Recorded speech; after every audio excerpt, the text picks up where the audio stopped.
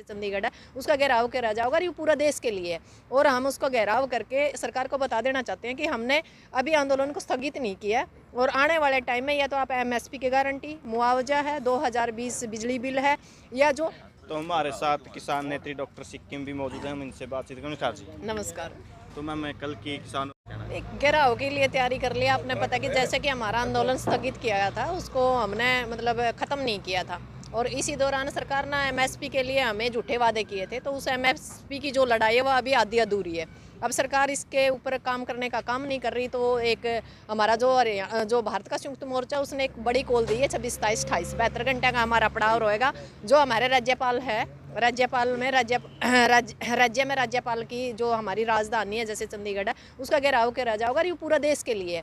और हम उसको घेराव करके सरकार को बता देना चाहते हैं कि हमने अभी आंदोलन को स्थगित नहीं किया और आने वाले टाइम में या तो आप एमएसपी की गारंटी, मुआवजा है, 2020 बिजली बिल है या जो हमारे पेंडिंग किसी भी तरह के मुआवजे हैं, गुलाबी सुंडी से है या कोई और अन्य हमारी जो भी आपने पता लखीमपुर खीरी का जो आज तक भी उनको जो हत्या की गई थी, हमारे किसानों की शहीद हुए थे, उनके ऊपर कोई कार्रवाई नहीं हुई। जैसे भी हमारे जितने भी मुद्दे हैं किसानों के, उनके लिए हम दोबारा से सरकार से एक बार बात करने के लिए 72 घंटे का पड़ाव के लिए चंडीगढ़ जा रहे हैं, क्योंकि वहाँ हमारी जो राजधानी है हरियाणा की वो चंडीगढ़ है और पंजाब की भी राजधानी चंडीगढ़ है। तो दोनों तरफ से दोनों भाई मिलकर इसको समझाने की और बुझाने की और सरकार को चेताने की कोशिश करेंगे। यदि सरकार कुछ मुद्दों पर बात करती है तो ठीक है, नहीं तो आगे बहुत बड़ी कॉल भी हो सकती है और ये भी हो सकता है कि ये किसान आंदोलन 2 का एक आगाज हो।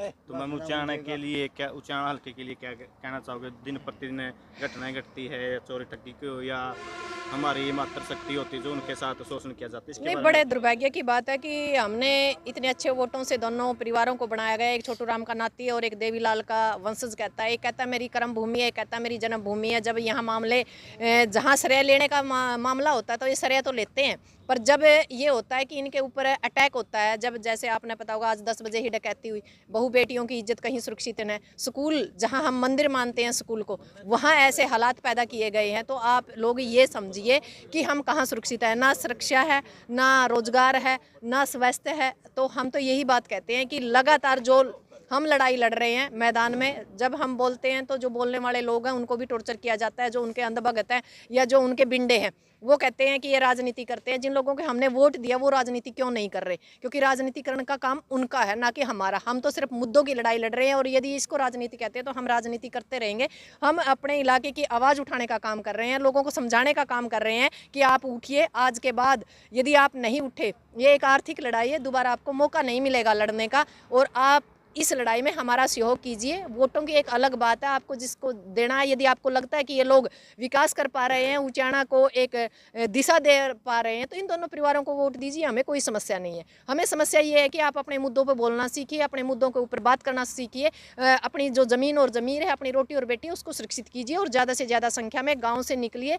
कल 6 बजे सुबह यदि तहसील में कोई आना चाहता है तो यहाँ से ठीक है, नहीं तो सीधा थाना टोल पे जो कैथल से आगे है वहाँ इकट्ठा होने का काम करें। और उचाने की बहुत एक लंबी चौड़ी भागीदारी होगी, क्योंकि आपको पता है कि किसान आंदोलन के अंदर भी खटखट टोल और उचाना हमेशा एक अग्रिम पंक्ति में रहे हैं और हम चाहते हैं जो किसान आंदोलन का पार्ट 2 है इसके अंदर भी उचाना अपनी भागीदारी सुनिश्चित करे और हमें ये दोबारा से ये ना कहना पड़े कि हमारे लोग आए। हम ये चाहते हैं कि लाखों की संख्या में महिला और पुरुष उचाना से निकले सुबह 6 बजे और चंडीगढ़ की तरफ कूच करे, ताकि सरकार को ये पता चले कि हमने जो एमएसपी की गारंटी के ऊपर जो कानून बनाया था वो दे ना करके एक बहुत बड़ी गलती की है। किसान दोबारा से जाग उठा है, यदि वो हमें अपना हक देता है तो ठीक है, नहीं तो 2024 में इसका खामियाजा भुगतने के लिए सरकार तैयार रहे, क्योंकि अब की बार करो और मरो की बात है और उचाना से एक नया आगाज निकालने का हम काम करेंगे। क्योंकि यहाँ सत्ता परिवर्तन नहीं, व्यवस्था परिवर्तन होना बहुत ज़रूरी है, क्योंकि हमने बार बार सरकारें बदली हैं, बार बार हमने पार्टियां बदली है, अब की बार हम चेहरा बदलने का काम करेंगे। और जो ये दोनों परिवार यहाँ सिर्फ राजनीति का काम करते हैं और मुद्दों पे बात नहीं करते, इनसे सवाल जवाब करने का मौका लेंगे। धन्यवाद। धन्यवाद सर।